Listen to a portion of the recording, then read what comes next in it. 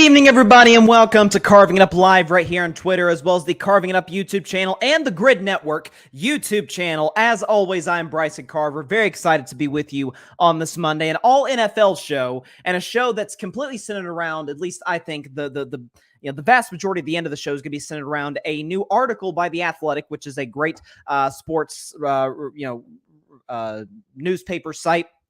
Basically, ranking the quarterbacks in the NFL. They did 30 of them based on tiers. They had tier 1, tier 2, tier 3, tier 4. I'll get to that at the end of the show. I've got 3 tiers because at the end of the day, you get to tier 4, and it's a bunch of Sam Howells and Jordan Loves, a lot of guys that we don't really even know can play or not. I'll get to that later in the show. Also, speaking of guys who are sort of in that tier 3, tier 4 zone, Kenny Pickett, my quarterback of the Pittsburgh Steelers. Shout out Kenny Pickett. I think he's due for a big year. Maybe not an MVP level year, but recent data of first-round quarterbacks, especially first quarterback in their draft taken, has shown they've been pretty successful from year 1 to year 2. Pick at it, okay, rookie season. That's to be expected. It's his rookie year. But year 2, might look pretty good. And recent NFL history would tell you there's a very good chance of that happening. Also, the Jonathan Taylor incident just gets uglier and uglier and uglier in Indianapolis. I'll get to that on today's show as well. But first, this Sean Payton, Nat Hackett, Broncos-Jets beef just continues. So, we all know the comments Sean Payton made last week to Jarrett Bell of USA Today, in which he was talking about how the Broncos, it was the worst coaching job he's ever seen in NFL history a year ago, and about how these players, they deserve the best coaching. They're some of the best players in the world, and we're going to give that to them. And I said on Friday's show, good on you, Sean. Like, props to you for being honest, for being objective, for not necessarily giving, because don't we kind of get on the media for that, or not the media, don't we get on coaches and players for that, like, oh, that's the typical quarterback answer, the old cliches, turn the page, and the old Bill Belichick saying on a Cincinnati, all of those different things, we were kind of used to them, and to hear Sean Payton be so authentic was, at least for me, a bit refreshing. He cut a lot of flack on him, like, do you want to be honest or not? Do you want coaches and players to give you their honest thoughts or not? And so I love the fact that Sean Payton did, but as we know, the next day, he sort of issued an apology. He walked back his comments saying that he forgets sometimes that he's not wearing the Fox hat, he's wearing the Broncos hat. Obviously, last year, he took a year off from coaching, worked for Fox Sports, did a great job there, and he's not an analyst anymore. He's now the head coach of the Broncos, and so he has to comment on certain things a little differently. But Aaron Rodgers, who we know, he's the quarterback of the New York Jets now, his new offensive coordinator is Nathaniel Hackett, who was also his offensive coordinator for his third and second to last years in Green Bay. Might have been fourth. I don't know. He might have been on LaFleur's original staff in 2019. I can't remember. But Nat Hackett was his offensive coordinator for the majority of the last few years in Green Bay for Aaron Rodgers. Aaron loves him. Aaron defends him. And I've been on this, folks, for about a month and a half. Today's the last day of July. So I remember talking about it during the NBA Finals that you're seeing a different Aaron Rodgers ever since he joined the Jets. And I've theorized about why that is, but we have yet another example of this in that, man, Aaron's really taking up for his coach. Take a listen to what he was talking to Peter Schrager on NFL Network about when defending his offensive coordinator. Yeah, I love Nathaniel Hackett, and those comments were very surprising. For a coach to do that to another coach. My love for Hack goes deep. We had some great years together in Green Bay, kept in touch. Love him and his family. He's an incredible family man, incredible dad. And on the field, he's arguably my favorite coach I've ever had in the NFL. Just his approach to it, how he makes it fun, how he cares about the guys, just how he goes about his business with respect, with leadership, with honesty, with integrity. And it made me feel bad that someone who's accomplished a lot in the league is that insecure that they have to take another man down to set themselves up for some sort of easy fall if it doesn't go well for that team this year. Thought it was way out of line, inappropriate, and I think he needs to keep my coach's names out of his mouth. Reminds me of something else, if you know what I'm saying. If I could, hold on, let me pull this up. because it definitely gave me these kind of vibes. A G.I. Jane joke. Keep my wife's name out your mouth. I'm going to. I don't know. It just kind of gave those vibes. Maybe Aaron Rodgers was trying to cite Will Smith. I'm not sure. I'm not sure. Point being, I love this. I can simultaneously, what do I always say on my show? Two things can be true. I may need to do a segment about that soon. I don't know. Point being, I love Sean Payton coming out and being totally honest to Jarrett Bell, being honest to the NFL media, saying, yeah, this is a pretty crappy coaching job last year. That's not Russell Wilson. And he was even asked, by the way, Sean Payton, the one part he didn't walk back his comments because a reporter in Denver for a local Colorado news station was saying, was some of this in defense of Russell Wilson? And Sean Payton said, absolutely. Yeah, I'm going to defend my quarterback. And so now you have Aaron Rodgers firing back, defending his offensive coordinator. Now, we know Aaron Rodgers and Nathaniel Hackett, as I mentioned earlier, they go way back. There was reports that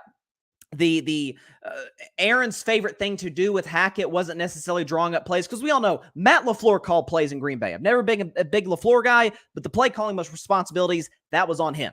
That wasn't on the OC Nathaniel Hackett. We have numerous instances where that's not the case, where the OC doesn't call plays, the head coach does. Andy Reid is a prime example of that. Doesn't mean the OC is not good. We've seen plenty of Andy Reid's OCs go on and be very successful head coaches. That's why I wish Eric Bieniemy would get a job at some point. That's another conversation for another day. But Aaron liked to throw darts in film meetings or in quarterback meetings with Nathaniel Hackett. But again, this is just yet another example. And it's kind of mind-blowing to me because of how different this is from the Aaron Rodgers that we've all pretty much grown accustomed to ever since his time in Green Bay. Certainly over the last half decade, where it's a lot of passive-aggressive shots at the organization, at the media, at teammates, at coaches. Certainly at the general manager, Brian Gutekunst, his last 5 years there. Shots at McCarthy, LaFleur, the young receivers, not being committed to the offseason. We had the ayahuasca, then we had before that, we had the vaccine controversy, and then not showing up to OTAs and kind of being half in, half out on training camp. It was like, man, the leadership qualities of this dude is as bad as we've seen from any truly great Hall of Fame level quarterback. It's no wonder he only has one Super Bowl. But to go back to a theory that I've had before, I think some of this has to do with the fact that, look, Aaron Rodgers is a kid. I was talking to Barry Grant Jr., host the All Even podcast, co-founder of the Grid Network here. I was talking to Barry, and he theorized, and I sort of piggybacked off this, that, listen, he's from California. He's from the Bay Area, big city. That's kind of more his vibe. And so Green Bay isn't exactly, to put it mildly, a match made in football heaven. I think it's fair to say. And so when you consider what Aaron Rodgers is used to growing up, playing Lambeau is not really that at all. Aaron Rodgers is one of those quarterbacks. We talk about athletes like, oh, they ready for the bright lights in New York. Aaron Rodgers is. Listen, we haven't seen him play a game yet in New York. That is fair for the critics of this video, or the critics of the Jets or of Aaron. I get he hasn't played a game yet, but this is the type of mindset. This is the type of leadership. This is the type of player that could turn a long-suffering organization like the New York Jets into. Again, I'm not quite ready to go into Super Bowl contenders just because the AFC is so loaded. If they play in the NFC, that's a different story. They have a great chance to get to the Super Bowl if they were in the NFC. AFC, it's a different story because they play in a brutal division, in a brutal conference with some of the best quarterbacks on planet Earth. But I just love this continued leadership from Aaron Rodgers that, again, we have not seen really ever. Certainly his time in Green Bay. Add on to it that, is Aaron Rodgers going to be 40 in the middle of the season? Yes, we understand that. But throughout Aaron's history, what has been the common theme, certainly the last few years, in his great, I'm talking MVP level seasons? Something happened in the offseason that pissed him off. And when you get pissed off, Aaron, at least in the regular season, postseason, that remains to be seen. But in the regular season, oh yeah, dude's a monster. Dude can be the best quarterback on any field that he plays on against any quarterback, Mahomes included. That's how great Aaron Rodgers can be. Question is, will he be? But in the leadership department, which is an area of major concern I had when this trade was made. That's why I was incredibly skeptical of it. After looking at that, as well as the fact that when we've had in recent years quarterback team, you can call it divorces, you can call it breakups. And I think in the case of Aaron, the Packers, it's a divorce because they were together for darn near 20 years. In the case of Brady, Stafford, sort of, Russell, not really at all. It's more of a breakup. But with Aaron and the Packers splitting up, we've seen the last three quarterbacks do this: Brady, Stafford, Russell. We've either gotten a clear-cut, obvious winner, so to speak. Brady flourished in Tampa. New England hasn't recovered since. Stafford flourished with the Rams. Now, the Lions were awful that year. Stafford won a Super Bowl with the Rams. And, but the Lions, I think they're going to be a solid team this year, potential NFC title game contender, which I've said since the start of the offseason. Russell Wilson, on the other hand, leaves. Seattle improves their win total, makes the playoffs. Geno's comeback player of the year, and Russell has the worst season by far of his career. Now, some of that is Nathaniel Hackett. That's why I do think the Broncos are a team that's capable of winning 10 games and getting to the playoffs, because Sean Payton can make virtually any quarterback work. But all that tying around to there's going to be a winner and there's going to be a loser with Aaron and the Packers. Given the Packers' history, I'm talking throughout their history, from in the Super Bowl era at least, from Bart Starr on, when they don't have I'm talking cream of the crop, some of the best quarterbacks that we've ever seen, they are a below average, mediocre organization that doesn't contend for a whole lot of Lombardis. I don't anticipate Jordan Love will be quite that. So, I think Aaron works. I really do. And I love that. I saw that yesterday. I'm like, I love that. Like, that's the kind of thing that Tom Brady would do. That's the kind of thing that Dak would do and that Jalen Hurts would do. It's like some of the best leaders in the NFL. Mahomes would do. Love it. Like, this new Aaron is great. Absolutely buy into him. Hope we continue to see this. And listen, at the end of the day, there will be adversity for the Jets like there is for every team in the NFL. The Bengals can tell you right off the bat, they had the scare of training camp to this point, hopefully the only scare of training camp, knock on wood, from a quarterback injury standpoint, in that, hey, our season just about ended before it even got a chance to begin with the whole Joe Burrow situation. Again, we'll obviously wait to see whether or not he comes back before week 1 or otherwise. But I love this new leadership. I love this new Aaron. If we can get more of this, yeah, the Jets will be in a very, very good position, certainly to win the AFC East, and dare I say, maybe go just a bit further. Also, I want to sort of pivot to this. If we're talking about AFC teams, let's go from a team that has Super Bowl aspirations to a team that, to put it mildly, isn't all that close to doing just that. And that is the Indianapolis Colts. They're in a complete rebuild mode. That's okay. That happens in the NFL, unless you are a team like New England for 2 decades where rebuild is just unacceptable. Does it happen? I don't know. But the Colts are in a weird spot where just a couple of years ago, I remember talking about them in the context of, hey, maybe they could get to an AFC title game if they get the right matchup, a Super Bowl. They had the roster, great O-line, great defense, good receivers, great coach in Frank Reich. The problem was, at least that year, they had Carson Wentz. Really, every year the Colts, it's one of the real, like, sad stories in sports, like in the last 12 years or so, where the Colts were great in spite of their roster because of how great Andrew Luck was.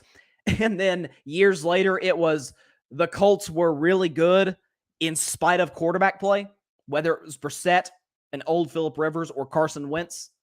In last case, Matt Ryan, they weren't great at all. They were horrible. They won 4 games. They hired an ESPN analyst, great player, but an ESPN analyst to be their interim head coach. It was a mess. But now they have bigger aspirations. They brought in Gannon, the former OC of the Philadelphia Eagles. Obviously, we know his history with Jalen Hurts. More on that in a moment. They draft Anthony Richardson with the 4th pick in the draft. And they hope that that's the sort of the future that they can build around, and we'll see what they're able to do with their assets.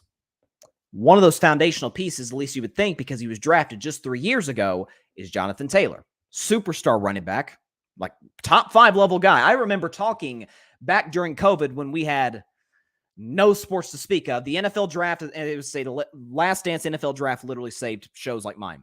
But I remember talking about Jonathan Taylor out of Wisconsin, be like, guys, this might be the best running back prospect we've seen since Zeke. Remember how great Zeke was at Ohio State, and obviously he tore up the league his first 3 years in the NFL. So I think we could see a similar type of situation with Jonathan Taylor in that regard. He's big, he's physical, he's fast, he runs between the tackles well, he's durable. Now, last year he had some injuries. They shut him down because they were obviously in a position where they weren't contending for much of anything. And now we're in a spot where Jonathan Taylor, according to reports, I want to emphasize that last part, suffered a back injury during the offseason. And essentially, the Colts were going to put him on the non-football injury list. Jonathan Taylor last night, this is about 10:30 Eastern, tweeted this. Number one, never had a back pain. Number two, never reported back pain. Not sure who, quote, sources are, but find new ones. And then Jim Irsay comes out, owner of the Indianapolis Colts, and says, he calls a media member and says, hey, if I leave and Jonathan Taylor leaves, NFL won't miss us. Well, is Irsay right? Yeah. I mean, it's, again, as I say, the NFL is the king of television. It is the most popular league in American pro sports. That said, that's probably not the best negotiating tactic for Jonathan Taylor. Now, folks might be saying, wait, Bryson, you were talking just last week, and even before that, like, don't pay running backs. Don't care how great they are. Don't give them a second contract. And I maintain that in this case with Jonathan Taylor. But also, in the same sense, you got to remember, the Colts are in a position where if this bad blood continues to get worse, he's out of there. They're going to move him. He's going to be probably traded. I know New England was mentioned. Seattle, I heard, floated today. I think Seattle will be a good fit. Seattle's having some real issues with running back injuries. He'd be a perfect fit there, especially as much as they like to run the football. They're a run-first offense. That's not even the thing that I'm worried about his market. He's got a market. He's a top 5 back in the NFL. He's got a market. I wouldn't pay him long-term, but he's got a market. We got to remember, and I think Nick Wright did a great job on FS1 talking about this today, that when we talk about trade scenarios and all this and all that, this isn't just Madden where you trade a guy to the Detroit Lions and that's it. Like, he's the same player in Detroit. That's not always how it works. Like, these are real people with real feelings, with real issues, in this case, with the front office, with the owner, Jim Irsay. And I'm sure Jonathan Taylor's asking the question, like, time out. At least according to him, I didn't have a back injury. Who told this information to the media? Because either the media just totally made it up, which wouldn't really make a whole lot of sense at all. Listen, I know we've had fabricated stories in the past, but why would the media just out of the blue say, you know what, Jonathan Taylor's a back injury? They wouldn't say that. But given the history of the Colts front office,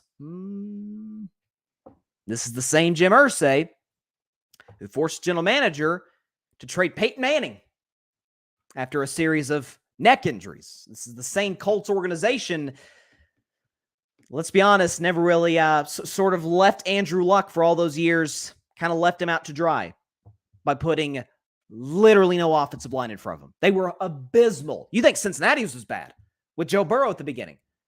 They didn't have nothing on those Colts offensive lines with Luck.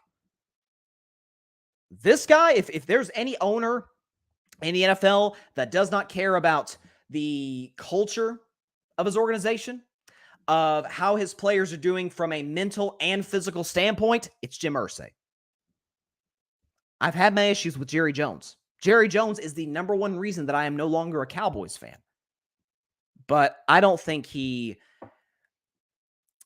sells out his players. To a certain extent, he's towed the line with Dak Prescott from time to time and other players, not to the level of Jim Irsay. He hasn't, in Jerry's defense. That's why this sort of leads me to a bigger point, in that you have Jonathan Gannon, is that the head coach's name of the Indianapolis Colts, former offensive coordinator with the Philadelphia Eagles. We understand the success that he had with Jalen Hurts. You see Jalen Hurts' rookie year compared to now, it's like, whoa. Oh, this is a guy who's like again, I'll get to my quarterback tiers later in the show compared to the Athletics quarterback tiers. This is a tier 1, tier 2 guy. This is a dude that was 3 points shy of a championship. That's how great he was. And some argue he outdueled Mahomes in the Super Bowl. That's the kind of success that Gannon had with developing Jalen Hurts. He now is with a quarterback in Anthony Richardson. And I've talked about, listen, when you take time off from doing anything, not a long time, but just take a little time. Just sit back and sort of rethink things. That's sort of what I did in the 2 weeks off that I had from the show before I came back last week. Like thinking about certain takes, like, okay, maybe modifying them, or when new information presents itself. I have a rule: when new information presents itself, then you're going to have a different opinion. I think Jokic is a prime example of that. Wasn't a big Jokic guy, but listen, he was a monster in the playoffs. My opinion changed. I was thinking about Anthony Richardson. I was thinking about how the Colts aren't, from a roster and coaching standpoint, let's just talk about those two. Colts aren't the ideal organization to go to. I think Seattle would have been a beautiful fit. I know me and Ryan Flowers talked about that in the show before. Ryan Flowers, shout out to him, Clutch Sports Talk host here in the Grid. But the more I thought about it, I'm like, well, Jonathan Gannon helped Jalen Hurts go from a guy who was pretty darn inaccurate, kind of a turnover machine to a certain degree, and a guy who wasn't great pushing the ball down the field. He fixed all of those problems. He, along with, of course, hard work by the man himself, Jalen Hurts. Anthony Richardson's a guy who's built of kind of that. He's not as quiet as Jalen is, but he's built from that same cloth. Right, you're cut from the same cloth. Like he's built that same type of stuff. Report said the other day that he put on 11 pounds of muscle. Obviously, he ran a 4.4 at the combine. He's an incredible athlete. Reportedly, the Colts were down, and we kind of figured this would be the case. They were down to Anthony Richardson and Will Levis, and they met with them pretty close between one another in the meetings. They fell in love with Richardson. He's humble. He's coachable. He's a good kid. He interacted well. He did great in the interview. And they had Will Levis. He's showing the gun show on Instagram and kind of arrogant, loves to push the ball down the field, even if there's nothing there. Kind of a gunslinger. Thinks he's all that. And that's a big reason Will Levis slipped to the second round. The Tennessee Titans made a massive mistake in taking him with a 33rd overall pick. Anthony Richardson's the type of dude that, and I've criticized him, that folks, he completes 52% of his passes. That ain't going to cut it in the NFL. And I did a segment that my top 10 quarterbacks in the NFL, really none of them, aside from maybe Josh Allen and Lamar to a certain degree, had an accuracy problem. Tua's a limited quarterback. Accuracy's not his issue. You can go a long ways if you put the ball on time and on target. Even if there's limitations with your arm, with your mobility, put the ball on time, on target, you can last a long time in the NFL. But we've seen with Allen, with Lamar, with plenty of quarterbacks, it is something that can be improved upon if Jalen Hurts, by the way, it is something that can be improved upon if you put the work in. And Anthony Richardson is the type of dude to do that. Jonathan Gannon's the perfect coach for him because he was the perfect coach for Jalen Hurts, who's a similar prospect. Here's what I worry about. This is an organization. Let's put it this way. This is a front office. And I'm going to put Chris Ballard aside because I think Chris Ballard's a pretty good general manager. It's an owner who doesn't care about the players' well-being, doesn't care about the state of the locker room or the state of the team, the organization. He just makes impulse decisions. Remember, too, and listen, folks, you're probably looking at the biggest Carson Wentz. I don't even think I'm a skeptic at this point. I think I'm a Carson Wentz truth teller. First segment I ever did on Carving It Up Live ever, October 21st, 2019, is how Dak Prescott was a better quarterback than Carson Wentz. I think that take has aged pretty well. But Carson Wentz, we know, had that horrendous game against the, at the time, 2-14 Jacksonville Jaguars, which cost the Colts a playoff trip in 2021. By the way, this following another horrible performance the week before against an awful Las Vegas Raiders defense. Carson Wentz had a bad ending to the season, and I didn't blame the Colts for moving on from him. I did blame, however, Jim Irsay coming out and ripping the guy to shreds. Like, hey, we would have, I remember he had a quote along the lines of, hey, we'd have got in if our quarterback was, if we had competent play at the quarterback position. Jim, you don't say that.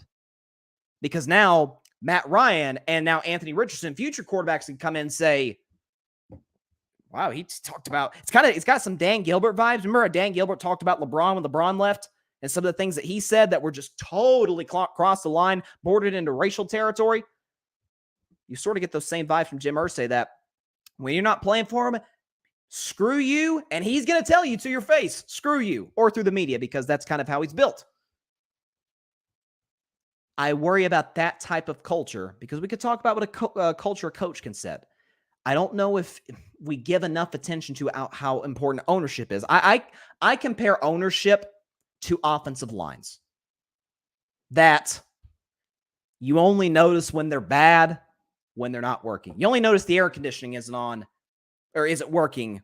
Or you don't appreciate air conditioning unless it's not working, is what I'm trying to say here. You don't ever hear about the owner in Pittsburgh or San Francisco, or heck, you rarely hear about it. You hear about it from time to time with the Giants. You darn sure don't hear from Kansas City, from the New Orleans Saints. You did in Washington. You do in Dallas. You do in Indianapolis. That's the thing. I thought more and more about this. I'm like, okay, I was never worried about if Richardson was going to put the work in or not, because he's that type of kid. He's going to put the work in. He's going to try and get the absolute best out of himself he can. And I thought more. I'm like, okay, actually, I don't think the coaching is going to be the issue either. He could turn out to be a solid player. It's the culture that stems from the top that I'm worried about. And we often, I guess, because Jerry is so loud, because Dan Snyder, now former owner of the Washington Commanders, thank God, was just the definition of toxic from a legal and from a running a business standpoint. That Irsay sort of, his quote unquote sins are sort of swept under the carpet. I don't know. I think that, as I've gone into more thought about it, is the thing I worry about with Anthony Richardson, his success in the NFL. We'll see. I'm pulling for the kid, and I don't pull for Florida quarterbacks. You know what I'm saying? I don't pull for Florida. I'm a Tennessee guy. I never pull for Florida quarterbacks. I'm pulling for this kid. He's easy to root for. I just don't know if the culture is going to allow him to be the best that he can possibly be. By the way, we've got a lot of trades going on in Major League Baseball. Trade deadlines tomorrow. Could have been a great trade deadline if, the Angels had put Shohei Ohtani on the block, but I guess that's not going to happen. My man Parnell, Sports PSP's in the comments. What's up, Parnell? He says, it's a shame how Irsay sabotaged the career of Andrew Luck. It's unlike anything that I've seen with a superstar quarterback, Parnell. It's incredible that we talk about I think there's 4 guys that come off the top of my head. I'm talking about prospects. I'm not talking about talents, because I think Mahomes is the most talented quarterback we've ever seen. I think Rodgers is right behind him. And then you got Dan Marino, guys like that. I think there's 4 guys that I think about in terms of just once in a generation prospect. Elway, Peyton Manning, Luck, Trevor Lawrence. Like, those are kind of the 4. For them to squander and screw up the type of guy they had in Luck, again, hard worker, great teammate, great leader, willing to take the proverbial bullets when he lost. Remember Luck? It almost got annoying after a while. Even if Luck played amazing and the Colts lost, it's all on me. I got to play better. It's like, no, bro, you played well. Like, there's different ways to be humble. This false humility thing doesn't work. Like, you can search for other, cliche answers other than the ones you're giving. But the point being, great kid, unbelievable quarterback talent. And they squandered it because they couldn't put an offensive line in front of them. And so he got beat up. I mean, I'll never forget. I remember watching this game when they were playing the, at the time, undefeated Broncos. This is the year the Broncos won that Super Bowl when Peyton was a shell of himself and he had that defense, no-fly zone. And the Broncos were undefeated. They went to Indianapolis to play the Colts, and the Colts beat them. So that was the Broncos' first loss that year. And Andrew Luck played that game. Not with a sprained ankle, not with a lacerated kidney. That's what they did to this man. So I'm totally with you, Parnell. It's a shame how they did them. And Parnell also said, he says, don't get me started with Wentz. Listen, I think my Carson Wentz take has aged as well as any of the takes that I've had on this show. Any of them. Again, I like I said, and I didn't have a show at the time, but I remember talking to people like, guys, it wasn't a situation where Wentz was awesome in 2017. He would have won MVP had he stayed healthy. And backup Nick Foles comes in. He's a game manager, and they're not putting him in a position where he can screw up. No. And Nick Foles was putting up Carson Wentz's numbers. Dude was going toe-to-toe with Tom Brady in the Super Bowl, throw for throw. This wasn't a, they did center around RPO to a certain degree, but this is a Belichick defense that Nick Foles hung 41 on. Like that's, and then Wentz got hurt the year after and Foles took him right to the playoffs, won a playoff game against a great Bears defense. And at that point I was like, okay, guys, this is like the gap between Wentz and Foles is not that big. Like we gotta remember stuff like that. And then obviously the Eagles move on from Wentz. They turn to Jalen Hurts, and the rest, or I shouldn't say the rest is history. It's only been a few years. History is playing out before us with how good Jalen Hurts has been. Patrick Brown's in the comments. What's up, Patrick? He says, being from Indiana, the fans booed him when he decided to retire. Talk about disrespectful. I said right then, Indy would be forever in quarterback purgatory until the next great prospect is drafted. And again, I don't know how great of a prospect that Richardson is, but I don't think his limitations, the Colts aren't going anywhere this year. So we're not going to put crazy expectations on Richardson this year. This is a building year for him. We don't even know if he's going to play. My guess is he probably comes in midseason and they'll go from there and they'll get a top 5 pick-ish. But his limitations, I don't think are going to be the main reason that I think his career won't pan out the way a lot of his supporters think it will. I don't think it's going to be coaching either. The roster is great. Roster improved. Chris Ballard's an excellent general manager. He'll improve the roster. It's the culture, though. That's the issue in Indianapolis. And I'm telling you, folks, we don't give enough attention to how vital an owner can be to your success. I mean, Knicks fans, how you feel about James Dolan? Now, the Knicks are finally good now, but they've got a good outfielder. Good outfielder. I'm looking at a baseball trade. I said outfielder. General manager and president of basketball operations and Leon Rose.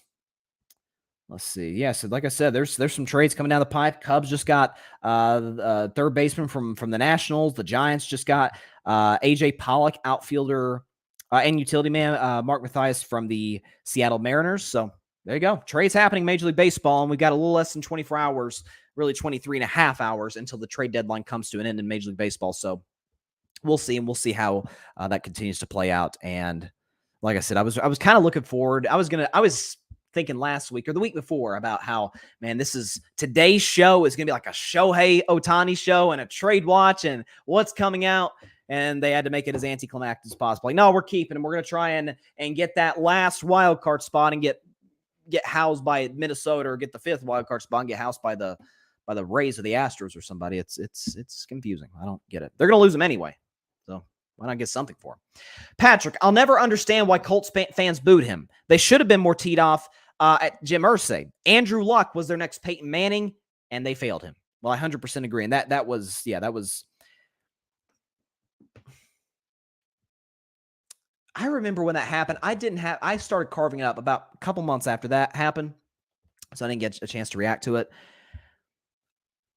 I don't think about them booing, not that I'm excusing it. I don't think about them booing Luck the way that I get on, I don't know, the Toronto Raptors fans for cheering when Kevin Durant tore his Achilles. Like I don't think those are equal situations, where in the first situation, see, Andrew Luck retired because he was injured. But we didn't know that was at the central reason, because the retirement news came in the middle of a preseason game, and Luck could have handled it better. The Colts could have handled it better. But the retirement news, I remember what happened like in the late third quarter, early fourth quarter, whoever the Colts were playing in their preseason game at home. And as the news, of course, started to spread around Lucas Oil Stadium, fans like, wait, Andrew Luck's retiring? Like, we just came off a season where we won a playoff game. Like, we're building something. He's just bailing on us. So, not that I excuse it, but I sort of get it. It isn't like a situation where the Raptors fans can clearly see that KD is on the floor grabbing his Achilles area. That's different. It's different if a player gets hurt as opposed to the fact that he left just abruptly. Like, I hope y'all are following what I'm saying, but I don't know. Patrick says in the comments, speaking of another Indianapolis great player, Mark Jackson, He says, I hate the fact Mark Jackson got laid off and replaced with Doc Rivers.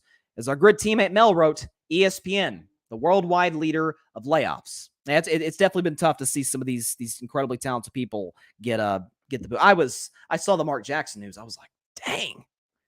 Like, you guys know I love Mark Jackson. Loved him as a coach of the Warriors. Now, listen, obviously Steve Kerr's come in and done a spectacular job, and he's a Hall of Fame coach. But Mark Jackson laid the foundation, did a great job, and Steve Kerr obviously took them to a different level.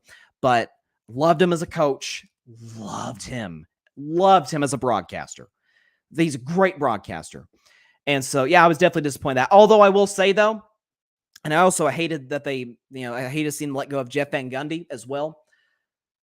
I'm thrilled for Doris Burke. Again, hate that they let JVG go rather. Doris is one of the best analysts, one of the best human beings. I advise folks to go watch her interview. She was on JJ Redick's podcast. Again, I maintain JJ Redick has the best basketball podcast on the planet. Old Man the Three, slightly followed by the Draymond Green Show, and then Podcast P after that. Those are my three favorite basketball podcasts. Go watch her interview with JJ Redick. You'll grow a new appreciation for her if you didn't have one already. She's a great human being, great analyst, and I'm happy for her that she got promoted to this position. She's definitely put in the work, no question about it. Yeah, John Rivera's right on the money here. He says Mark Jackson should be on the sidelines. You think? Yeah, I mean, you're telling me NBA. I will never. This is the one soapbox I'll never get off of until what I want to happen happens. You're telling me there's 30 coaches better than Mark Jackson? Really? Guy took over a mess in Golden State. Mess. Steph Curry had a really good rookie season. He was first team all rookie in 2009-2010, but the ankle problems started to occur his second year. He was getting like benched in the fourth quarter. The coach before Mark Jackson was a complete disaster. It was terrible. The Warriors organization as a whole. This is before they got the new ownership and whatnot. Mark Jackson inherits that. And year one, not great. It's the lockout season. Year two, leads the Warriors to the playoffs, coached the Warriors to the playoffs. Now, is there a little Steph Curry involved in that? Yeah, but do we punish Michael Jordan for having Phil Jackson or any other great player, Kobe Bryant and Shaq for having Phil Jackson, or in the case of Shaq, Pat Riley in Miami? So let's not criticize players for having great coaches, or in this case, really good coach. Warriors won a playoff series in 2013 and lose to the team that should have won the championship that year, the Spurs, if not for LeBron going nuts in the fourth quarter and Ray Allen hitting that incredible shot in Game 6. And then the year after, the Warriors upped their win total to 50 and lost in Game 7 to the LA Clippers. I remember I was livid when they fired Mark Jackson. They brought in Steve Kerr, and obviously Steve Kerr, again, has done a spectacular job in Golden State. Wouldn't, aside from Eric Spoelstra, wouldn't take any coach in the NBA over Steve Kerr as a Warriors fan. That didn't mean I don't think Mark Jackson shouldn't have a job.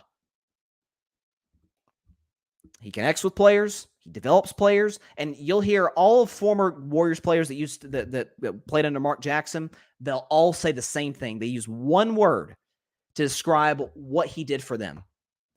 Give them confidence. Go watch Steph Curry when he was on Draymond Green's podcast about a year and a half ago, and they were talking about this. And they said, Mark Jackson, they've never had a coach in their career that's instilled that much confidence in them. That is so, it can't be understated how important something like that is. That can't be measured in X's and O's. That can't be measured in your basketball IQ. You can know everything there is to know about basketball and be a terrible head coach, a.k.a. Steve Nash. Mark Jackson has an incredibly high basketball IQ, and he's a great leader and coach. It'll never make sense to me why he can't get a job. It's been 9 years. Drives me nuts. Patrick Brown. Yeah, this is the team I was thinking. Patrick brought up one of the teams I was thinking. He said Mark Jackson should be the new head coach for the Hornets or Knicks. I was actually thinking Charlotte. I think they could really use him. Hornets or Knicks. I don't know about Knicks. Thibodeau. I think Mark Jackson's a better coach than Thibodeau, but Thibodeau's done a good job. He took over, again, a bad situation with a horribly run front office, made the playoffs in his second year. I think it was his second year there. First or second year there. I can't remember, 2021. 2 years later, gets back to playoffs, wins a playoff series. Like, Knicks are progressing in the right direction. So I think he's a better coach than Thibodeau, but now is not the time to to fire Tibbs. And Patrick says if the league gets a team in Vegas or Seattle, he should be a top choice. Well, the reporting is looks like that's what's going to happen. What should the names of the teams be? I think they should turn Seattle back into the Supersonics. I know it's not going to be the original Supersonics, which are now the Oklahoma City Thunder. I get that. But didn't they do something similar with that with Cleveland? I think. I can't remember. They did something like that with the Cleveland Browns in the NFL, I'm pretty sure. But just call them the Supersonics, even though they're a different Supersonics. We get that. And then Vegas, I don't know. The WNBA team is the Aces, who are just dominating right now. Preseason pick to win the finals, by the way. I don't know. Because, think about Phoenix, where they got the Phoenix Suns in the NBA and the Phoenix Mercury of the WNBA. I don't know. What's something similar to Aces? I don't know. I have to think more about that. I'll tell you, Vegas is rolling it right now, though, when it comes to sports. They got the Golden Knights, new NHL champions, Stanley Cup champions, got to the Stanley Cup final in their first year as an expansion franchise. They've got the Raiders, which, they're the Raiders, so not like our expectations are all that high. They're going to get the A's, which I hate for the city of Oakland. I hate that for them. It's great fan base, great people out there. They don't deserve to lose their baseball team like that. And now it looks like they're going to get their own NBA team. So, and by the way, Vegas is hosting the Super Bowl this year. So Vegas sports is a very, very real thing. Before we get to our next segment, real quick, actually, I've got a comment and then I've got some quick breaking news. And John's saying exactly what I was going to say. LeBron will be one of the owners. That's what the reporting has said, that LeBron's going to be a I don't know if he'll be the owner, the majority owner, like Jordan was in Charlotte, but he'll be one of the owners, whoever the Vegas team is. So hats off to him. Maybe he plays for them. Maybe they draft Bronny. That'd be great. Although Bronny, more importantly for him, is getting right physically. Real quick, just got some news from Mike Kliss, who covers the Denver Broncos. This just sucks. Broncos wide receiver Tim Patrick is lost for the season with a complete tear of his Achilles. MRI confirmed it. And this according again to Mike Kliss. That sucks. Because Tim Patrick, I remember I stupidly picked the Broncos to win the Super Bowl last year. Tim Patrick was one of the reasons I did. I'm like, folks don't know about this. This is a good player. He had a solid 2021 and then got hurt last year at a seasoning injury. And now this year has an Achilles injury. So that's terrible, man. I hate that for the kid. Because the reports are from training camp that he was having a really good camp. So that just sucks for Denver. Hate that. And John says they plan on making a $4.5 billion with a B dollar stadium soon. Are you talking about the A's or whoever the NBA team's going to be? Either way, it's Vegas, so it's not like they don't have the money. Okay, so I'll wait for that answer soon from John or whoever else. But just sort of went off topic there for a few minutes. But hey, that's why I love doing the show live. It's why I love responding to comments and sort of opening up larger discussions. So real quick, is that the comment?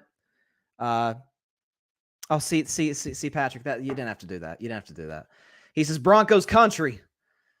Let's cry. The one pick you'll never, ever forgive yourself for. Nope.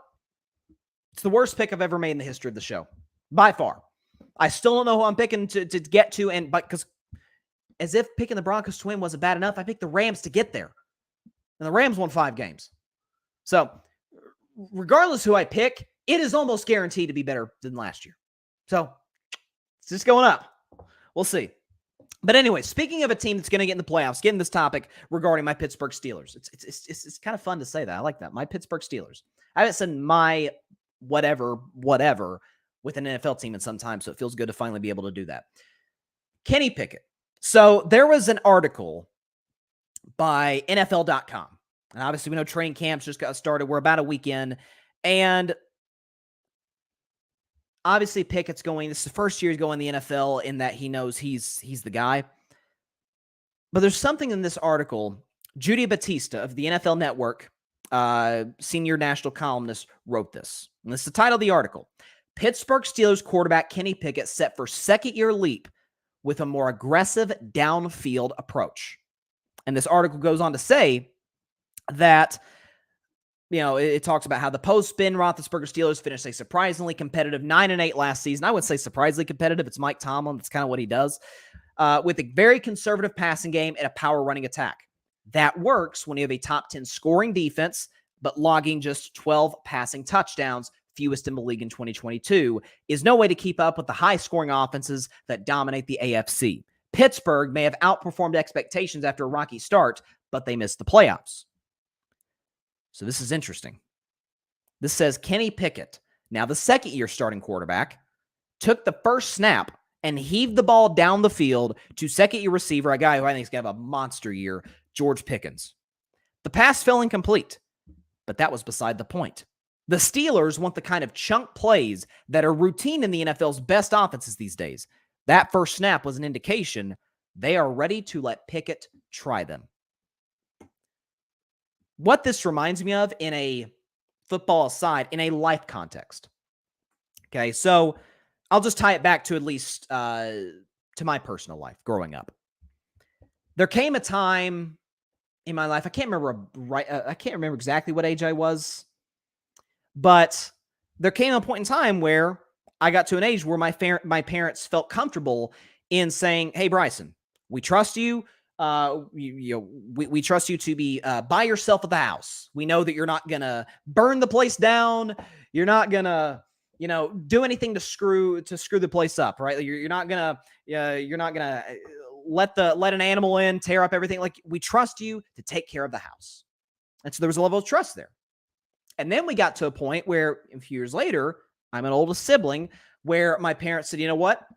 We trust you to, we're going to go out of town. We're going to trust you to take care of the house and to, watch over my sister, right? To take care of the place and to hold greater responsibilities." I think you see that a lot in the NFL. You see that a lot in sports. And we know that a quarterback I'm actually going to talk about some in this segment, Lamar Jackson, who happens to be in the same division as Kenny Pickett. Ravens didn't trust Lamar Jackson at all his rookie year. They're like, "Dude, don't throw. We're just going to run the football, play very conservative, eat the clock, make sure the opposing offense has the ball as little as possible, and just get a bunch of Justin Tucker field goals." Like, that was their philosophy. Now, with Todd Monken coming in, it's a different mindset.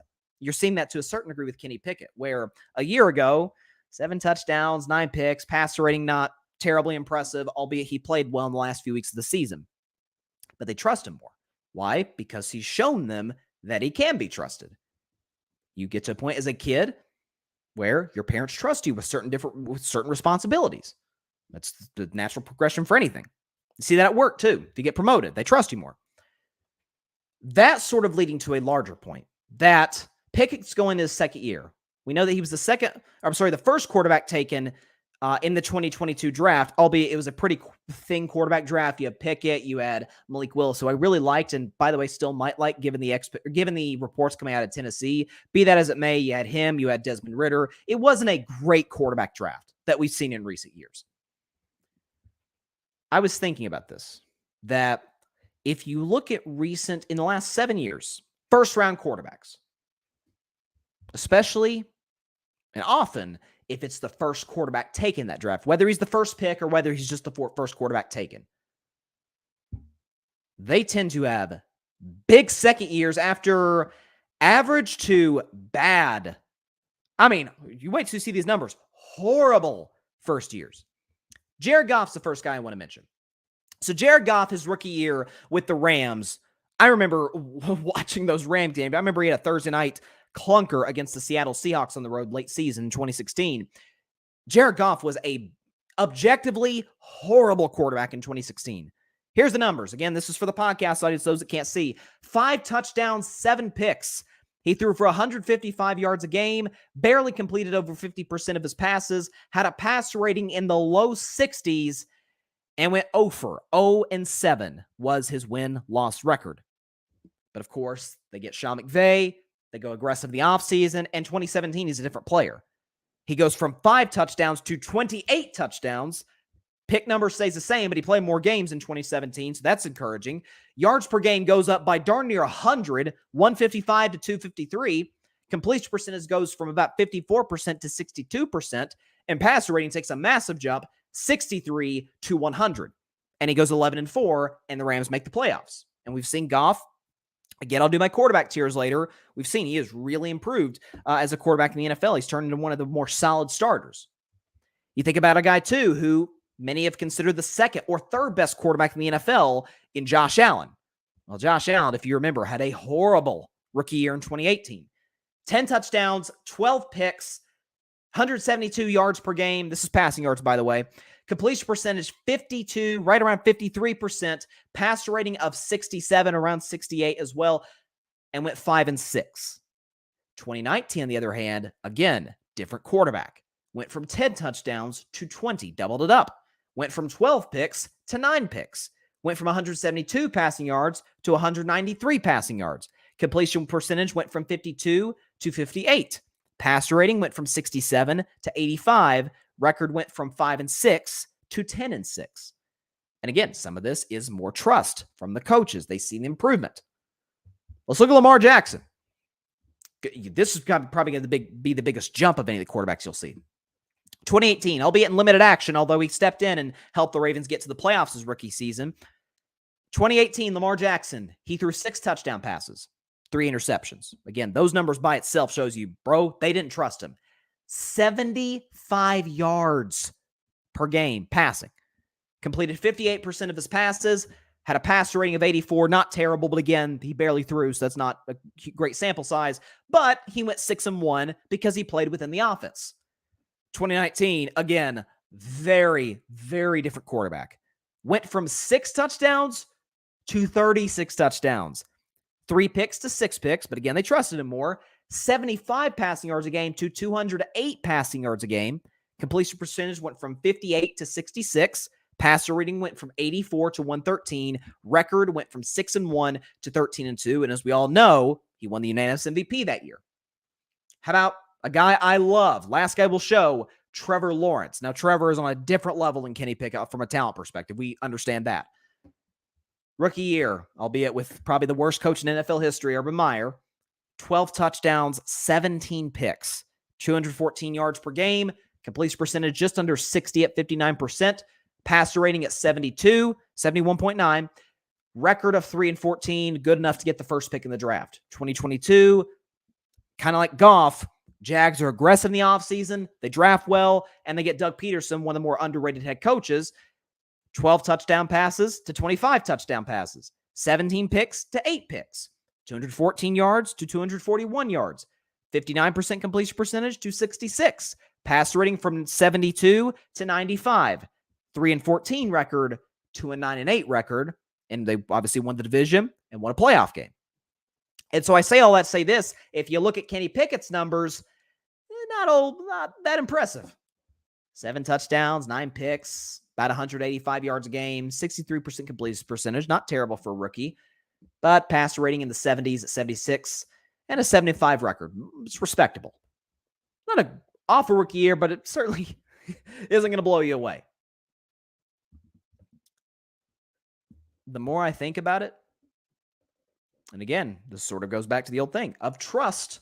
How much do the Steelers trust him? Again, them throwing it deep, and obviously, as we see in this article, the media saw it.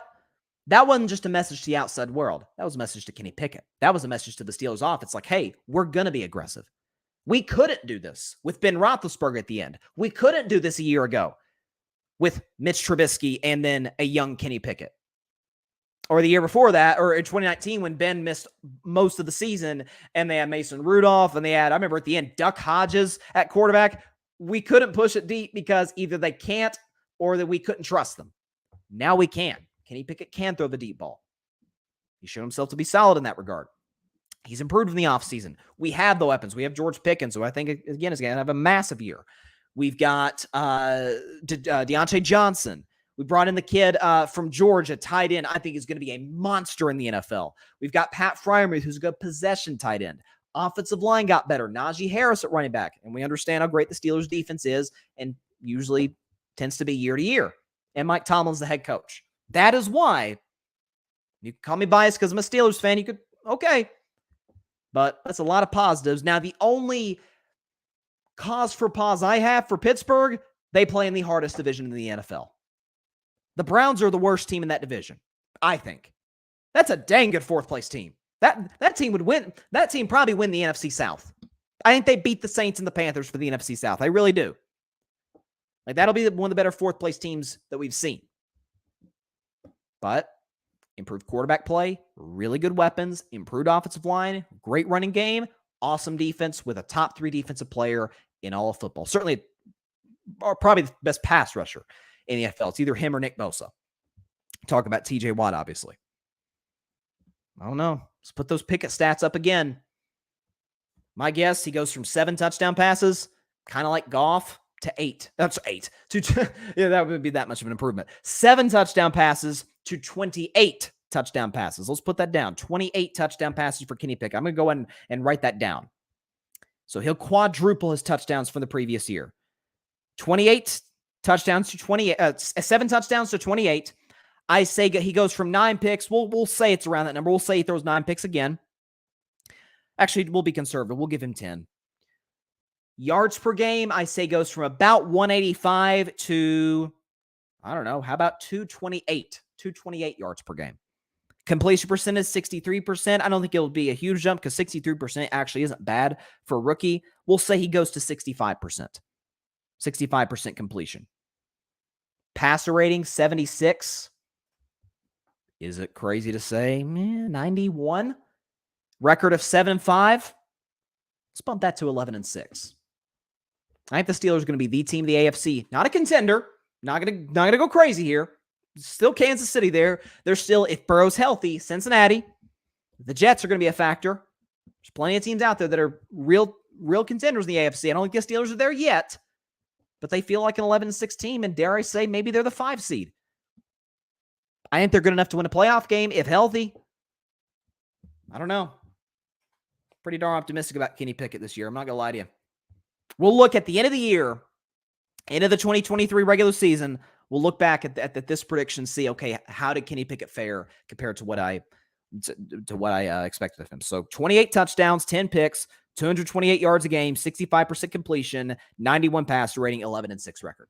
You heard it here first on Carving It Up Live. July 31st, 2023. That's what we got. Okay. This is the segment that I've been looking forward to more than any. There's a reason we only have 4 segments on today's show, because this last one is going to take a little bit of time because of how in-depth it is. So, The Athletic every year, I think they've been doing it since 2013. They put out a quarterback tiers list. They have 4 tiers. Tier 1, Tier 2, Tier 3, Tier 4. And they looked at 30 quarterbacks in the NFL. The only 2 teams they did not look at was the Houston Texans, because they have a rookie quarterback, and the Carolina Panthers, who have a rookie quarterback. Of course, CJ Stroud, Bryce Young, respectively. They're both going to start this year, so we just got to wait and see, what they look at look like. We can't really judge them off of anything. But they did the other 30 quarterbacks in the NFL from the other 30 teams. And this, by the way, for the record, this isn't just some Joe Blow from The Athletic. No. They polled 8 GMs, 10 executives, 10 head coaches, and 15 coordinators who ranked the 30 quarterbacks in the NFL. And again, this is a list. This is best quarterback to 30th best quarterback, and they did it based on tiers. So tier 1, 1 through 5, and in this order, from 1 to 5, no surprise here, Mahomes, Burrow, Allen, Rodgers, Herbert. That's their tier 1. Their tier 2, Jalen Hurts. This is 6 to 12. Jalen Hurts, Lamar Jackson, Trevor Lawrence, Dak Prescott, Matthew Stafford, Deshaun Watson, Kirk Cousins. Their tier 3, it's a pretty big one here. Their tier 3 is the 13th to 23rd best quarterbacks. By the way, I think they're being a bit generous to the 23rd. You can probably guess who that is. Kyler Murray, Derek Carr, Jared Goff, Russell Wilson, Tua Tagovailoa, Jimmy Garoppolo, Daniel Jones, Geno Smith, Justin Fields, Ryan Tannehill, and they shouldn't have put this guy in tier 3, but Mac Jones. And then finally, tier 4. So these are, according to The Athletic, of course, these GMs and these coaches and these coordinators, these are kind of just guys. I totally disagree with who they got at 24th. Brock Purdy, Kenny Pickett, I disagree with that. Jordan Love, Baker Mayfield, Sam Howell, Desmond Ridder, Gardner Minshew. They got Minshew as the 30th best quarterback in the league. So we could argue about, okay, where is this guy? Where was this guy placed? Let's be honest. If you are outside of tier 3, if you're below tier 3, you're not good enough to win the Super Bowl. Like, that's kind of where I judge it.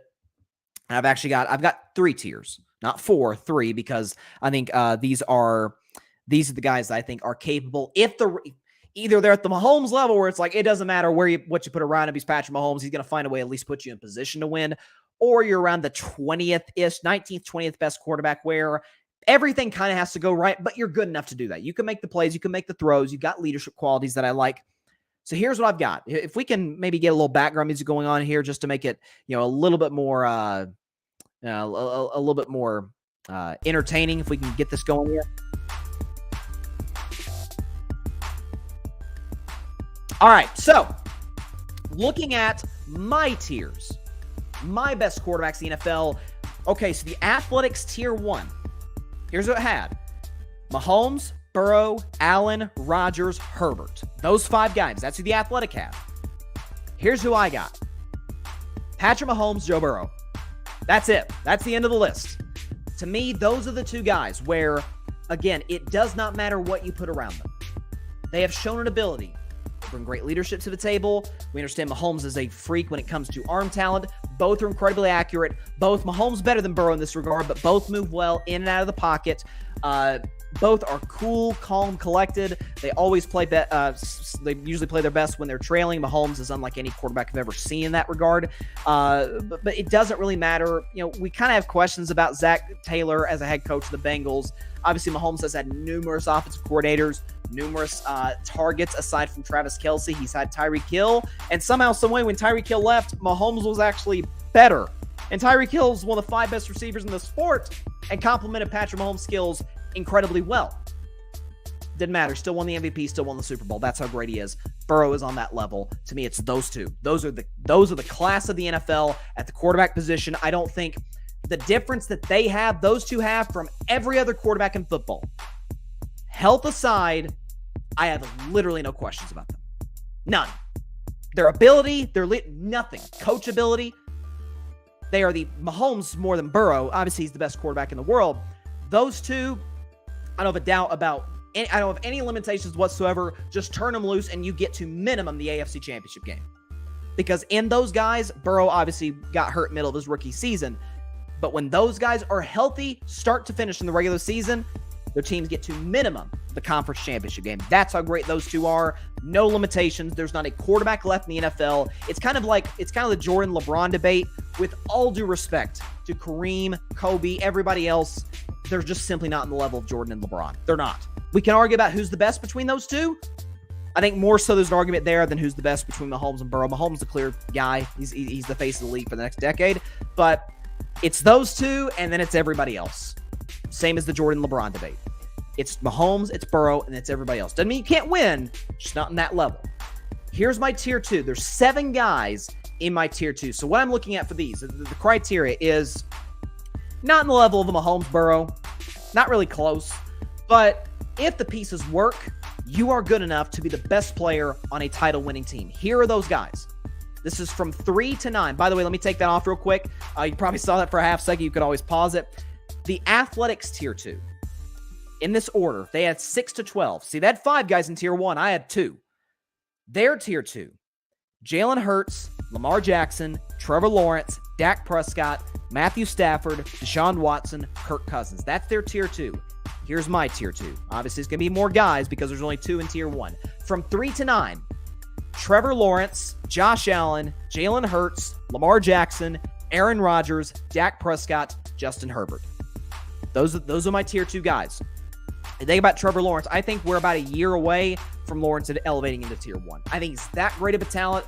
I think he's, again, the only thing holding him back hasn't really had the time to have the postseason success of Mahomes, of Burrow, but he's got the arm talent, he's got the mobility, he's got the size, he's got the leadership, he's got all the qualities you could possibly ever want in a quarterback. He's got them. I think he's going to be en route to a potential MVP this season. I think the Jaguars are probably in the AFC Championship game. I think they're that talented. I think Trevor Lawrence is that great of a talent. The only thing that held him back from being anything when he came to the NFL is the worst coach in the history of the National Football League. Not in football, but in the National Football League, Urban Meyer. Lawrence is that great of a talent. Josh Allen I've got below Trevor Lawrence because I have more questions with him. as it pertains to turnovers, as it pertains to consistency, which shouldn't really be a question with Josh Allen, considering that he's 5 years in, Lawrence 2 years in, and I have less questions about Lawrence than I have about Allen. But Allen is still a remarkable arm talent. Allen is still incredibly mobile. He's the Mack truck of the NFL when it comes to quarterbacks. I don't know if that's necessarily a good thing. I don't want my quarterback necessarily lowering their shoulder into linebackers. I think that you have potential, God forbid, one bad hit ends your season because your quarterback goes down. But he's gotten to the AFC title game. He's shown he can go toe-to-toe with Mahomes. He's that great of a player.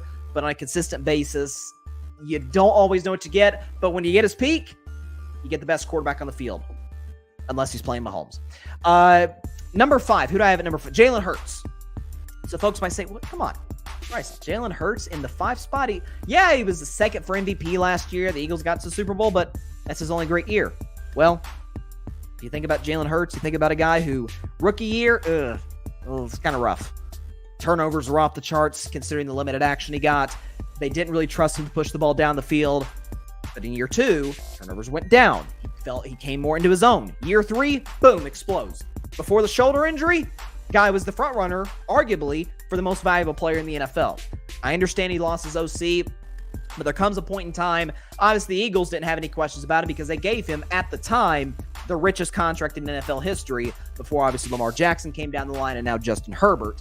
But they trust him that much to give him that kind of a deal. He came within an inch of winning the Super Bowl, played outstanding. Some argue outplayed Patrick Mahomes in that game.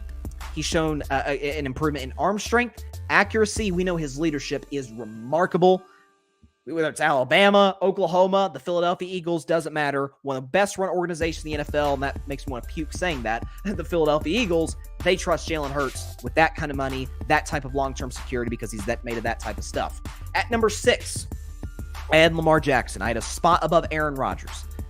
I trust Lamar more when it comes to, when it comes to leadership standpoint, Aaron is starting, as I talked about early in the show and throughout the last month and a half. Aaron is starting to come to a level ground with Lamar and with the other great leaders in the NFL. But Lamar is one of those guys where we see the obvious talent from a physical standpoint, from an improvement standpoint in throwing the football from the pocket. That's why I think Todd Monken is going to be a beautiful fit with Lamar Jackson, especially with some of the new receivers they've gotten. But you also see with Lamar Jackson, you see with some of these other guys on this list in Tier 2 that when Lamar's gone, Ravens offense can't function. They can't move the ball down the field. And then when Lamar's in there, you're scoring 30 a game. They're here potentially getting the 1 seed in the AFC, which they were en route to do in 2021 before he went down. The only questions I have really about Lamar is health. That's really his question from this point on. If he stays healthy over the next few years, maybe he vaults to the top 5. It's going to be kind of a contest between him and between Jalen Hurts. Hurts has the upper hand, no question about it to this point. We'll see, but he's an MVP winner. He improves year after year, throwing from the pocket, and we know what he is as a runner. It's just health that I'm worried about with Lamar. At number 7, it is Aaron Rodgers. So Aaron's a guy who would, no question, be in the top 5 had he not had the season he had a year ago. But listen, he was injured. He was in a place that he didn't want to be. The receiving targets in Green Bay wasn't great. Coach wasn't great. Division is, getting tougher with Minnesota and Detroit getting better. Aaron didn't want to be there anymore. But you see now with the Jets, one of the biggest jumps in leadership that I've ever seen from a quarterback. Maybe Kyler can surpass that one day. Who knows? But Aaron still has the arm talent. Aaron's still accurate. Aaron is still deadly when you give him more than 2-3 seconds in the pocket. He's again one of the more, I think he's the second most talented quarterback to Mahomes that we've ever seen in the history of the game. He's still great. He's good enough, no question, to be the best player and a Super Bowl winner. We just have to see if all the pieces gel with the New York Jets. But I think Aaron is worst case 7th. I think some have overblown hey, one bad season, now he's terrible. I don't think we should apply that type of logic to a guy who's won 4 MVPs and a Super Bowl MVP and is bound for Canton one day. Dak Prescott in the 8th spot.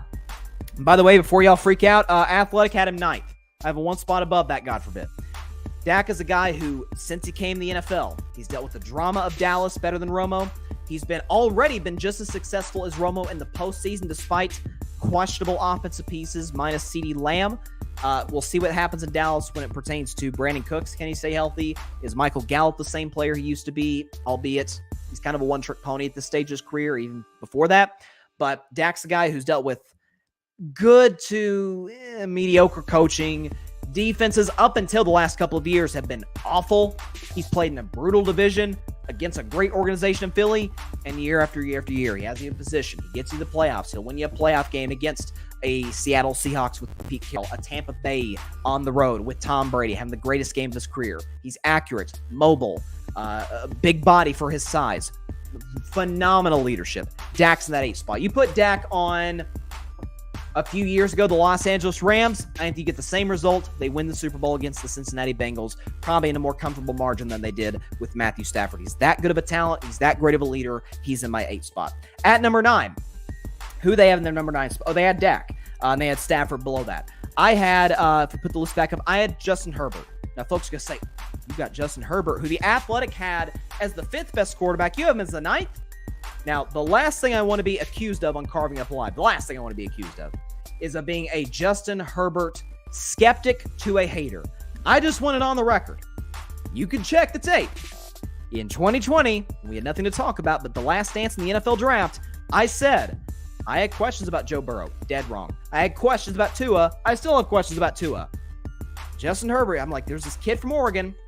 He's big. He's accurate. He's got a monster arm. He's a good leader. He's coachable. This kid out of Oregon, Justin Herbert, he's mobile, by the way. He's pretty good. I liked what I saw from college. He goes to an organization, the Chargers, that, while it can be a bit on the, how do I say this, bad in the fourth quarter side, if you put the requisite or weapons around Justin Herbert, regardless if there's a good offensive line or not, because he had the worst offensive line in the league in 2020 and won Rookie of the Year by a mile. He's that great of a talent. The only thing that is putting him at the bottom of tier 2 and not at like the top in like the Lamar Jackson, Jalen Hurts, Josh Allen category, he hasn't won a playoff game. It's been 3 years. Dak won his first 3 years of playoff game. Aaron Rodgers, when he became the starter, won a Super Bowl in his first 3 years. Jalen Hurts has been to a Super Bowl. Plenty of guys that have had a lot more success from a winning in the playoff standpoint than Justin Herbert. Now, a lot of that in his defense is attributed to his head coach, Brandon Staley. I don't know, some of the decisions he's made is mind-boggling to me. Be that as it may, how would we treat other quarterbacks, regardless if their head coach was competent or not? How would we treat other quarterbacks if they blew a 27-0 lead in the playoffs? We'd be crushing them.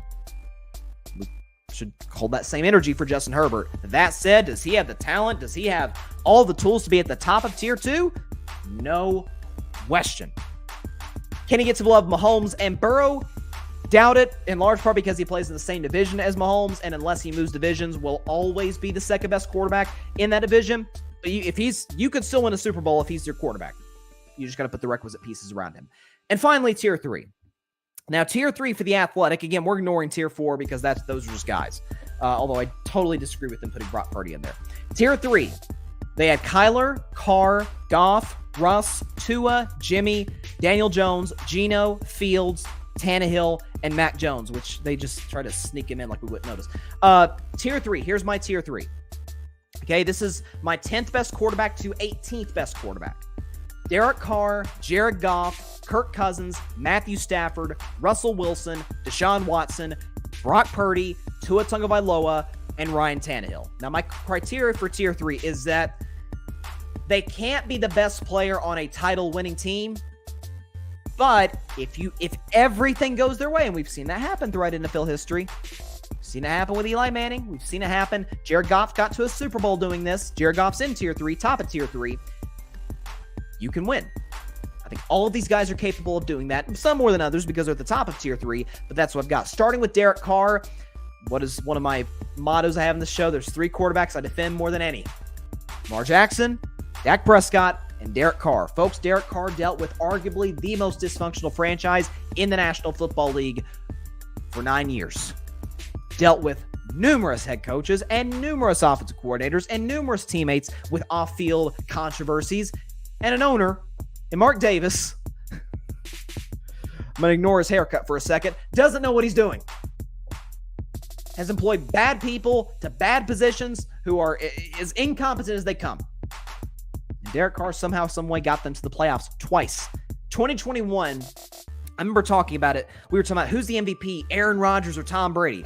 I'm like, I think it's Brady. I think it's Brady, but let's start talking about Derek Carr. If we're talking most valuable player, I would have voted him in my third spot. I thought he was that valuable. All the chaos the Raiders dealt with that season with Gruden and Henry Ruggs and Damon Arnett. They're 6-7. They look dead in the water. He leads into a 4-game winning streak, and they get in the playoffs and nearly beat the team that almost won the Super Bowl, the Cincinnati Bengals, on the road. That's how good of a quarterback Derek Carr is. I don't have that high expectations for the Saints because I don't trust their coaching staff led by Dennis Allen, but it's a well-run franchise in New Orleans with a really good roster that knows how to draft. As time goes on, Derek Carr will continue to have more and more success in New Orleans. He can't be the best player on a title-winning team, but he darn sure, if the pieces work, and the pieces very rarely worked at Vegas/Oakland, he can win that. In the 11th spot, I had Jared Goff. Well, we've seen him literally do that. Not be the best player on a team, but get to the Super Bowl. We've literally seen him do that before. Track record matters. He had the coach, Sean McVay. He had the roster. Aaron Donald was obviously the best player in the Rams that year, and just about every year he's been in LA. But don't make any mistakes. Don't turn the football over. And Goff is a much better quarterback now than he was then. He's accurate. He plays great in the fourth quarter. He gels with his teammates well. Again, he was traded to a Lions team that was 3-14. Or was it 3? I think they were 3-13-1 his first year in Detroit. Now, most people, including myself, expect them to win the NFC North, which isn't an easy division for the record. I expect them stop the presses to win the Super Bowl, to get to the NFC Championship game. I've said that all offseason. I think if the Lions are healthy, that is where they can get because they improve their defense. Jared Goff is that type of talent. He's a very good player. Not a great player, not a great quarterback, but a very good quarterback, which is the same sort of logic I can use to describe Kirk Cousins, who has just about all of the same traits and tendencies and skills that Jared Goff has. Problem is Kirk Cousins has a questionable, at best, record in the postseason and in primetime, of course, as we've all been accustomed to. We all know if there's one play to describe Kirk Cousins in big games, let it be the most recent throw we've seen him make in an NFL game. Vikings have a 4th and long. I think they were down 7, chance to tie the game. They're at midfield, and he throws the ball to a TJ Hawkinson who's heavily covered, 8 yards short of the first down marker. 5 to 8 yards, around that distance short of the first down marker, had no chance to pick up the first. That's kind of Kirk. He's very good. Probably the best season of his career last year with arguably the best receiver in the sport, Justin Jefferson. Great new young head coach in Kevin O'Connell. The Vikings defense will be better this year with Brian Flores coming in. But Kirk is never going to be the guy. He's likely never going to be a guy to hoist Super Bowl MVP one day. If the Vikings were to somehow go on some kind of crazy run, we'll give Kirk props because he'll have had to play well to get there. But we're not going to look at Kirk as the reason that the Minnesota Vikings won the Super Bowl in whatever year they'll be able to do that. So Kirk's about the 12th best quarterback in the NFL. I've always said that. That's where I have him. I have Matthew Stafford at 13th. Now, folks are like, timeout. Bryson, Matthew Stafford won the Super Bowl a year and a half ago. Yes, but what did Janet Jackson say? What have you done for me lately? That's what I apply. It matters. Your track record matters, of course. Can't be greatest thing that happened was what happened 5 minutes ago. But Matthew Stafford has dealt with injuries in the last year and a half. He's always, even in the Super Bowl winning year, has had a real issue with turnovers. Now, he has the talent to be in that tier 2. No question about it. He was the number 1 overall pick in 2009 for a reason. But we get to a certain point in time where Matthew Stafford, before that, career in the postseason, Since that Super Bowl title last year, dealt with injuries. Even before that was shaky. Dealt with some turnover problems, and arm didn't look like what he used to be. He's kind of getting up there in age. His style of quarterback play probably isn't going to age all that well. So I've got him at 13th. Can the Rams get in the playoffs, the NFC? Sure they can. If they're healthy, they can. But Matthew Stafford, I remember we were talking, there was a lot of discussion about, hey, is Matthew Stafford in the Hall of Fame after the Super Bowl? Well, he wasn't the best player on that team. That was Aaron Donald. Second best player was Cooper Kupp. Then Matthew Stafford. He can be a big reason, but not the reason that you get over the top and win a Super Bowl. But he was the missing piece for the Rams that year. In the 14th spot, I had Deshaun Watson. Now, Deshaun at 14th, I thought about moving him lower because of how bad he was last year and the limited action he got. But I sort of used the rationale that, look, Deshaun was a borderline, if not right in it, top 5 quarterback in the sport before we understand the off-field stuff and the trade out of Houston to Cleveland and the legal issues and so on and so forth. He had one of the more impressive seasons in 2020, despite the Texans winning 4 games, that we've seen from a quarterback yet. Is it fair to say, in a full offseason, OTAs, training camp, getting used to the roster, working out with guys in the offseason, that maybe we don't see 2020 Deshaun Watson, but something a lot better than 2022 Deshaun Watson? I can't imagine that it helped to have not played a football game for almost a full 2 years, full 2 calendar years. So I expect Deshaun to be better this year, for the Browns to be fringe contenders for that AFC North title, for a playoff spot. I think he'll be better than he was a year ago. So he's in that top 15 range. I don't think he can be the best player on a Super Bowl winning team. And that 15th spot, I'm sorry, I had Russell Wilson the 14th spot, Deshaun in the 15th spot. I apologize. So you heard my explanation for Deshaun. 14th spot, I actually had Russell Wilson.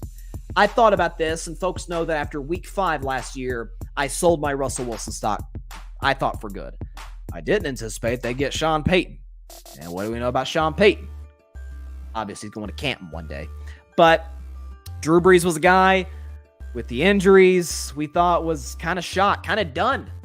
And Sean Payton got the best out of him, so much so where Drew Brees is a lock. First bout Hall of Famer, no question about it. He'll be enshrined in Canton one day.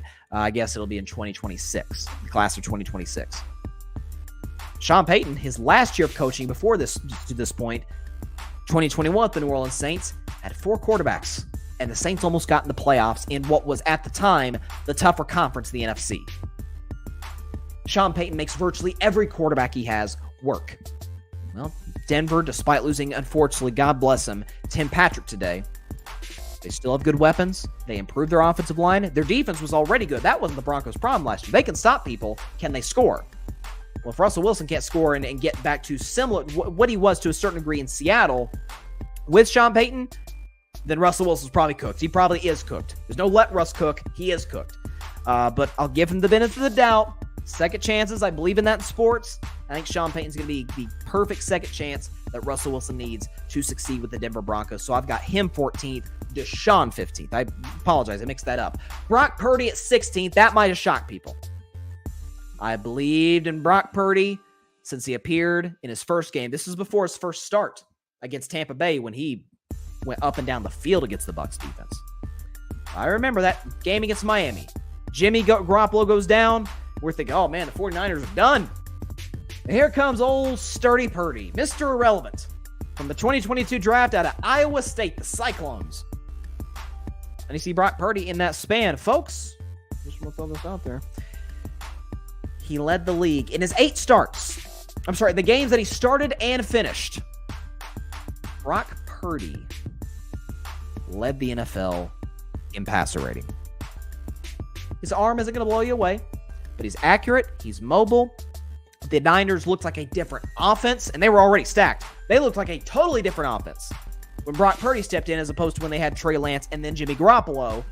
And that is why, with, we hope, cross our fingers, a healed elbow from where he injured it in the NFC title game, if he's ready to go, if he's healthy, Niners are probably the favorites, or if not second favorites, to win the NFC. That's how good of a quarterback he is. He stepped in and immediately, as a rookie, we can talk about the pieces all we want, but Jimmy G never looked that good. Trey Lance never looked that good. He fits perfectly what Kyle Shanahan wants to do because he's mobile, he's accurate, and he works well with the pieces that he has around him. Brock Purdy is the 16th best quarterback in the NFL, and dare I say, folks, he may get higher. At the 17th spot, I had Tua Tagovailoa. Now, Tua is a guy who I really liked out of college. A couple years in, I don't know. This guy may be like in that class, I say the Teddy Bridgewater class, the low-end starter, high-end backup, but we saw last year. In the games he was healthy, he was really good. He was accurate. He worked with Jalen Waddle, Tyreek Hill. Worked well with Mike McDaniel, the new offensive head coach they brought in there. Really sort of gained more, he looked more comfortable in that regard. Now, the two questions with Tua, health and consistency. But when he's on his game, Tua is like a fringe top 10 quarterback. He's really good. When he's not, he's awful. So for the Dolphins, can they get the best out of him once again in year 4 for him this year? Dolphins have a Super Bowl roster. Can Tua stay healthy? Can Tua be consistent? and we'll see how far they can go. And lastly, and we'll end this segment, at the end of Tier 3, I thought about a lot of guys, Geno, Justin Fields. I decided to put Ryan Tannehill in because we've seen Ryan Tannehill, kind of what I talked about with Jared Goff. We've seen him be not the best player on the team, but an important cog in the Rams system and get to a Super Bowl, almost win it. We've seen Ryan Tannehill come that close getting to the Super Bowl despite playing a role where he was just, might as well have been a bystander. Mike Vrabel and Matt LaFleur wasn't there. The offensive coordinator of the Titans, Arthur Smith, OC of the Titans at the time, said, hey, Ryan, just take the ball under center and just hand it to big Derrick Henry and just get out of the way. Make the occasional throw on 3rd and 5. Make the occasional red zone throw to Corey Davis or somebody. And the Titans went from 2-4 that season to the AFC title game. The year after, won the division. The year after that, got the 1 seed despite missing Derrick Henry. Because he had A.J. Brown. He had other weapons. Well, now he has DeAndre Hopkins coming into the building. Now maybe you have the young receiver, the kid they drafted, Burks from Arkansas. Maybe he steps into it more, steps into rhythm more as a number 2 receiver. You have Derrick Henry coming back. I don't know. He feels like bottom of Tier 3, but you can win long-term with Ryan Tannehill if the pieces work around him. After that, I don't see any quarterback in the NFL that can win a Super Bowl even if the pieces are perfect. So who are the guys I left out? Let's look. Daniel Jones is not that. Jimmy Garoppolo is not that. Who else? Kyler's not that. Kyler's a horrendous leader. That's another conversation for another day. Justin Fields, I haven't seen enough from him yet. Now, again, the beauty of these lists, the beauty of these tiers, they are subject to change. That's Max Kellerman. The great Max Kellerman had a saying once. Well, Max Kellerman has had many sayings. The first being, of course, I want Iguodala. Not that one. Max Kellerman had a saying years ago, and I'll never forgot it, that the beauty of sports is that sports aren't like movies where you have a Steven Spielberg, you have a Martin Scorsese, and they control the cogs. Doesn't matter if you have a DiCaprio or a De Niro or a Matt Damon. Like you do what the boss says. Maybe you have input, but you do what the boss says. The beauty of sports is obviously you have coaching in sports, but the players write their own scripts. Max Kellerman said that. I've never forgot that. And these players can change that for good or for bad. I don't think anybody's going to elevate aside from Trevor, I don't think anybody can elevate into Tier 1, but that remains to be seen. Let's see. John Rivera says that Steelers hat looks way better than a Dallas Cowboys hat. Yeah, I agree. By the way, I think the Cowboys have great uniforms, great logo, great colors, great fans. But I don't know. I just, anytime I put this hat on and like I see myself on like the camera here or the screen, the computer and my laptop, like I'm like, it looks right. It just looks right. I don't know. Not that the Cowboys didn't, but it just looks more right. Okay, so that's my tiers. Athletics got their tiers. I think my biggest beef with them is the fact they have Mac Jones in Tier 3. I think that's nuts. Outlandish. And straight up wrong. But I guess I'll get more validated on that a year from now. That is all the time in for today's show. Appreciate everybody stopping by as always. Be sure to catch Carving Up Live on Thursday at 6 p.m. Eastern, 3 p.m. Pacific time, right here on Twitter, as well as the Carving It Up YouTube channel and the Grid Network YouTube channel. And be sure to like, share, comment, and take 2 seconds out of your Monday. Hit that big red subscribe button. Helps the channel grow exponentially. And be sure to go subscribe to the Grid Network. That is GRYD, the Grid Podcast Network, right here on YouTube, as well as any and everywhere you get your favorite podcast, be it Apple Podcasts, Spotify, iHeartRadio, Google Podcast, any and everywhere you get your favorite podcast. Have a great week, everybody. Please continue to stay safe out there. Please be sure to take care of your physical as well as your mental health. And please, I please beg of you, contact your local state representatives and senators to demand change for gun violence in America. We've got to put an end to this, and it starts with us. We got to vote. And we got to contact those who are in power to make change happen. All right. See y'all on Thursday. Have a great week, everybody. Stay safe. Definitely be sure to subscribe to the show. Don't Miss doing that. Last thing real quick before we get out of here, I just want to let everybody know that yesterday against the Baltimore Orioles, Yankees lose. had to end the show like that. Love it every time I get to put that Big Papi soundbite. Red Sox, let's bounce back against Seattle. See y'all on Thursday. Be safe, y'all. God bless y'all. Peace out. By the way, go see The Haunted Mansion. It's a really good movie. Thanks so much for watching the show on YouTube, and be sure to go click that big red subscribe button and check out the other clips and full shows from Carving It Up Live, as well as our other incredible content creators here on the Grid Network.